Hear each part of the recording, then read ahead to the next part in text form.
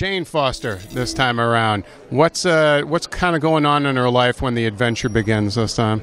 Well, when the adventure begins, she, of course, has been sitting at home while she's watching Thor on the news helping save the world in the Avengers. And so she, of course, is quite angry when he comes back because he didn't call, he didn't write, he didn't check in, say, hey, I'm on Earth, you know. So there's definitely some anger there at the start because she's been pining for him, of course, while focusing on her work, of course. Now, tell us a little bit about her experience going to Asgard this time.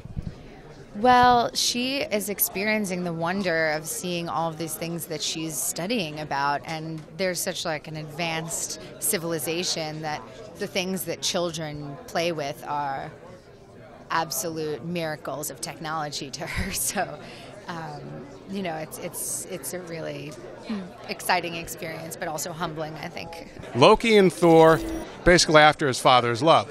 Loki in Avengers, he's after Earth, he's after a world. Now that he's basically doing time in Asgard, what's he stewing about? What's he kind of after? Since they basically come to him. You can't say. I asked them one question you can't answer. It's good, though. I mean, there is a motivation, certainly. And it's a really complicated one. And it is... It'll be borne out by the things that you see in the story. And I think it's wonderful because it's different. It's not the same as Thor. It's not the same as Avengers. In some regard, because of who he is, he's still acting out of self-interest.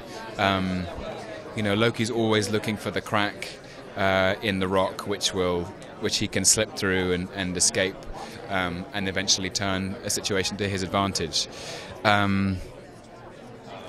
Almost in more ways than one, actually. I just realised I picked a rather interesting turn of phrase there. Anyway, he's after something. And you'll find out when you see it. Thanks so much for your time.